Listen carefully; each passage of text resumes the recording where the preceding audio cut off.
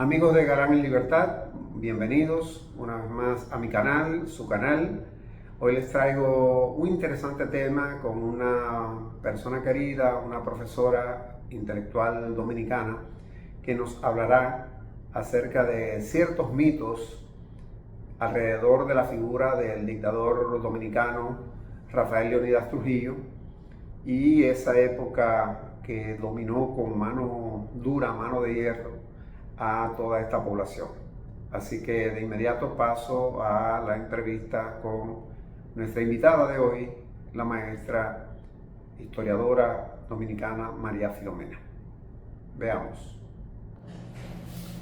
Profesora, soy todo suyo para que me hable de ese tema tan interesante. Bueno, lo primero que yo quisiera aclarar es lo que es la historia oficial, porque eso nos va a dar un contexto sobre los mitos. Es esa historia que se basa en mitos precisamente, en juicios preconcebidos, o sea, en juicios que tiene la persona antes de conocer el hecho. Por eso se llama preconcebidos. Y en conocimientos ya superados. Es una historia que siempre se repite igual, no cambia, no incluye los avances de las investigaciones. Usted sabe que, como toda ciencia, los conocimientos se van renovando. Lo que sabemos hoy del COVID no es lo mismo que sabíamos hace 6 años. Y eso mismo pasa en la historia. Se van haciendo investigaciones que van arrojando nuevos conocimientos, tenemos nuevas evidencias, y por eso la historia tiene que cambiar, como toda ciencia.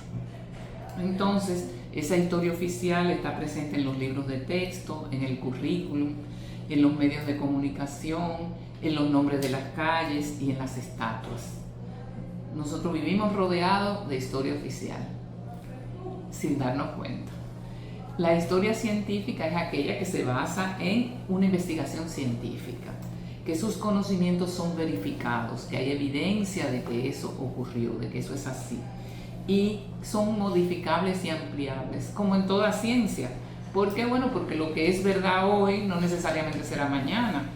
Lo que pasó con el COVID, al principio no, que la ivermectina curaba el COVID, que no, que esto y que aquello, que se transmite hasta por las pisadas, y ya hoy sabemos realmente cómo se transmite el COVID, tenemos ya evidencia de que las vacunas funcionan. Entonces, todo eso se debe a investigación científica, y la historia es una ciencia. A la gente le preocupa mucho el mito Trujillo o Trujillo como personaje. De hecho, en la ficción dominicana abunda muchísimo la figura de Trujillo. ¿Qué tanto hay de real, qué tanto hay de ficción en lo que se dice? Bueno, estos mitos que yo voy a trabajar hoy lo ha trabajado Bernardo Vega, y él demostró que eran mitos. Entonces yo voy a hacer una síntesis de ese trabajo de Bernardo Vega, que, como usted sabe, es un economista muy reconocido dominicano, economista e historiador. Entonces el primer mito fue que él pagó la deuda externa. Eso es una cosa muy grande. Entonces se tiene el cheque del pago de la deuda externa y demás, pero él la pagó el mismo día que Haití la pagó, y fuimos los 2 últimos países en pagar la deuda externa. Entonces de eso se hace una gran cosa, como que eso fue un hecho muy grande, cuando realmente fuimos los últimos en América Latina en pagar la deuda. Cosa que no es, vamos a decir, para hacer relucir a Trujillo como que fue una gran cosa. También está el control de las aduanas, que con el pago de la deuda, Trujillo controla las aduanas dominicanas. Sí, pero fue el último país en América Latina en controlar la deuda. O sea que ahí tampoco es como para decir Trujillo hizo una gran cosa cuando fuimos los últimos. También está la definición de la frontera con Haití. Fue Horacio Vaz en 1929 que definió la frontera e hizo el tratado fronterizo.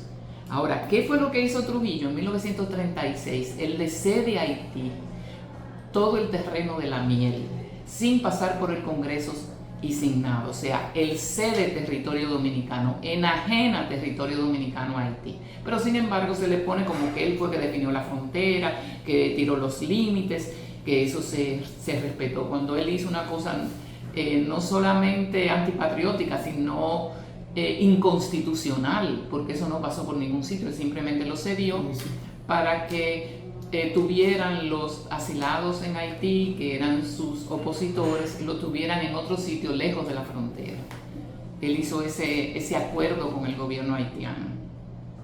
También tenemos la creación del Banco Central, que él creó el Banco Central y que eso es una cosa muy importante para la economía dominicana. Bueno, al final de la Segunda Guerra Mundial solamente 4 países no tenían Banco Mundial: Cuba, Honduras, Haití y República Dominicana. De nuevo estamos en la cola de eso, algo tan grande que hizo Trujillo. Y la solución del tema haitiano. Se plantea mucho que con Trujillo el tema de los haitianos como que se solucionó. Yo no sé a cuál tema se refieren, porque Trujillo era el principal empleador de la mano de obra haitiana, porque él tenía 2 ingenios que trabajaban con mano de obra haitiana. Entonces, ¿qué solución le buscó él a ese tema? Simplemente traer braceros haitianos aquí. Entonces él legalizó, vamos a decir, a través de acuerdos con el gobierno haitiano, ese influjo de migrantes haitianos. O sea que él no solucionó lo que la gente llama, entre muchas comillas, el tema haitiano. No sé si... Entonces, si se sigue hablando del tema haitiano, de la presencia haitiana acá, ¿se puede decir que Trujillo es corresponsable o de los principales responsables de que existe esa migración? Sí, porque él se benefició mucho de esa migración por sus 2 ingenios. O sea, él contrataba braceros haitianos y los tenía aislados en Batelle, pagándole muy poco. Entonces, él lo que hizo fue beneficiarse de esa migración, no que solucionó la migración. Ya. Claro, esa migración viene desde antes de la primera ocupación militar norteamericana, cuando se establece que los Estados Unidos estaban controlando Haití también, y luego a partir del 16 controlan la República Dominicana. Entonces establece, para favorecer a los ingenios, vamos a decir, tráfico de personas, contratar esos braceros para que vengan aquí a cortar la caña. Y Trujillo lo que hizo fue beneficiarse de eso con sus 2 ingenios, porque él era el principal empleador de mano de obra haitiana en el país.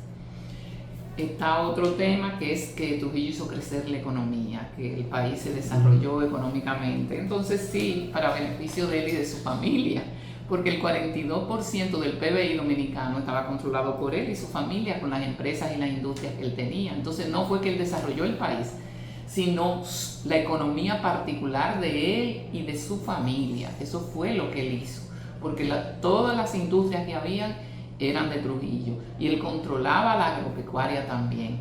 Entonces no es que así, mira, la industria se desarrolló, era para su beneficio. Todos los negocios eran de él. Y Trujillo es un tema enfocado de esa manera de la historia oficial. Está en los libros de texto, está en el currículum, todo eso que yo he venido mencionando, el pago de la deuda externa, la dominicanización de la frontera. Entonces, es una ideología heredada de un pasado autoritario que rige y conforma la mentalidad todavía de nuestros jóvenes y nuestros niños. Y por eso es que Trujillo está vigente, porque es que se enseña eso, se transmite esa ideología de ese pasado autoritario. ¿Y la posición de los historiadores frente a esta realidad, María? Eso depende de si es historia oficial, historia tradicional o historia científica. Pero el historiador no se sobreentiende que se despolitiza un poco, se aparta un poco de tendencias. Fíjate, ningún ser humano se despolitiza. Eso hay que tenerlo claro. No importa el área en que uno trabaje o que uno investigue, en caso de que uno sea un investigador. Tú tienes tus posiciones personales y eso puede permear las investigaciones que tú eliges, cómo enfocar, a qué conclusiones tú llegas. Entonces, hay historiadores, como yo te dije, de todas las vertientes. Y el historiador que sigue la historia oficial te va a hablar de los 5 cacicazgos, te va a hablar de todos esos mitos, te va a decir que la batalla de la Vega Real se dio, cuando no ocurrió. No hubo guerra. No hubo batalla. No hubo batalla en la Vega. En la Vega Real. Entonces, te va a hablar de todo eso. ¿Por qué? Porque sigue ese tipo de historia que no se renueva, que no está basada en investigación científica. Entonces tú vas a encontrar historiadores que sí, que te dicen, no, pero Trujillo pagó la deuda externa y Trujillo esto y Trujillo lo otro, y que bueno, no hubo tanta oposición a Trujillo. A mí me ha llegado a decir profesores, no, pero que no hubo oposición a Trujillo, siempre hubo oposición a Trujillo, claro. Pero él, claro, la eliminaba físicamente, sí. o lo sacaba del país. Entonces, dependiendo de la corriente que lleve el historiador, va a manejar a Trujillo de esa manera. ¿Y el papel de la educación se podría revertir en algún momento, cambiar eso? ¿Qué habría que hacer para que esa no sea la realidad? Bueno, lo primero que hay que hacer es realmente que libros de texto, currículum, tengan en cuenta los avances de las investigaciones científicas en la historia, que no repitan los mitos, que se actualicen.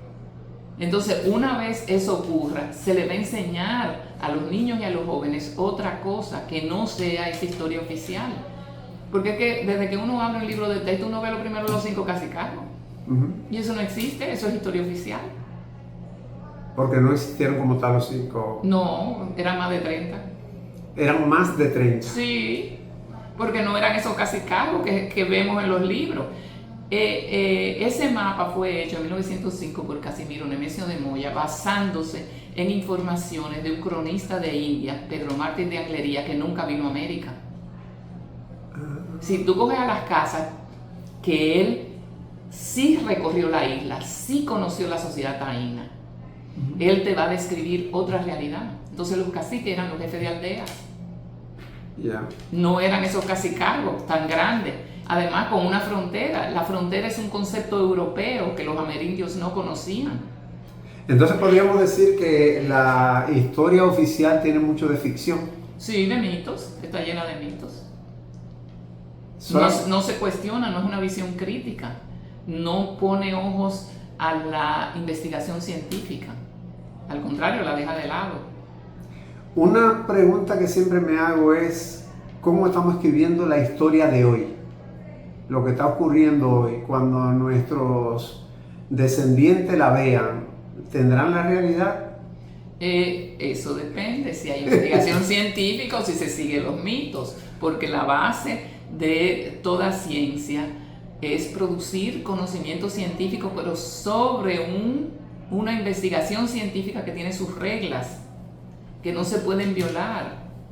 Claro que va a ir cambiando. El ejemplo del COVID, hace 6 años que sabíamos del COVID, hoy que sabemos del COVID.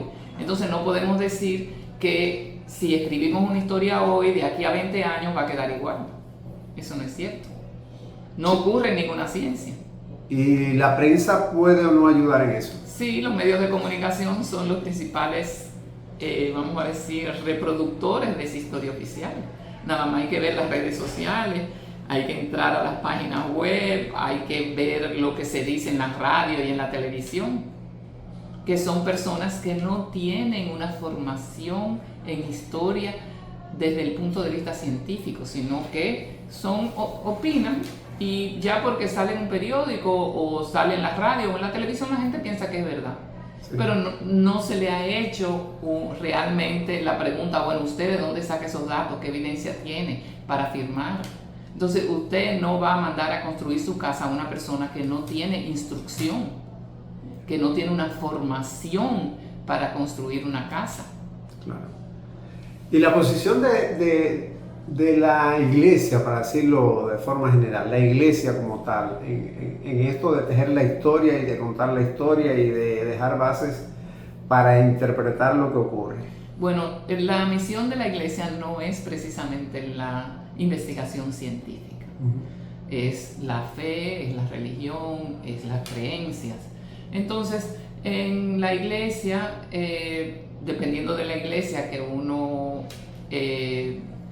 porque la iglesia, son muchas iglesias. Son muchas, claro. Dependiendo de la conformación de esa iglesia, se va a dar mayor o menor apertura a la investigación científica, porque hay iglesias fundamentalistas que no aceptan nada, que si no está en la Biblia, por ejemplo, si se sigue la Biblia, o si no está en el Corán, todo es pecado, sí. O no es. Entonces, dependiendo de la religión, tú no puedes comer cerdo, por ejemplo, porque es pecado.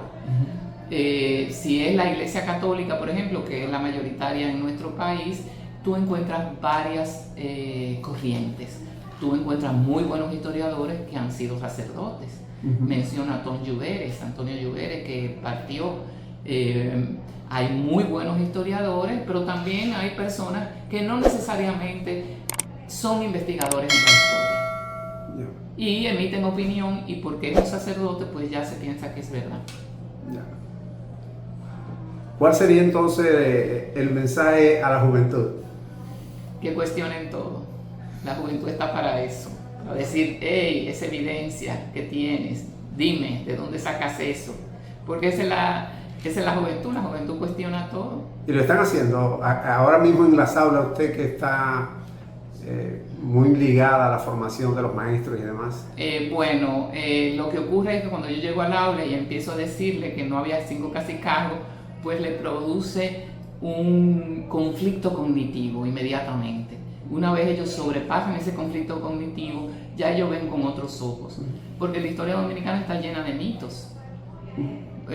Solamente mencionamos los mitos de Trujillo, pero hay muchos otros mitos en la historia dominicana. Entonces, cuando yo llego a un aula y empiezo a plantear a los estudiantes esas interrogantes, pues le crea un gran problema en su mente, porque ellos dicen desde chiquiticos, a nosotros nos dijeron que había 5 cacicazgos, nosotros pensamos que es verdad, todos los libros lo tienen, pero cuando yo le planteo de dónde sale ese mapa, los amerindios no conocían el concepto de frontera, quién era Pedro Martín de Anglería, ese mapa fue de 1905 y estamos todavía en el siglo XXI utilizándolo y creyéndolo, sin ningún cuestionamiento. Entonces, es como crearle otra visión, que a veces cuesta un poquito más que otro. Hay grupos que rápidamente se cuestionan todo y otros grupos que son más reacios, más lentos. Eso depende de los grupos. Como maestros sabemos que hay muchos grupos diferentes. Bueno, pues en algún momento tendremos que hablar de esos otros mitos que existen en la historiografía dominicana. Así que... Cuando quiera. Muchas gracias. Gracias a ti.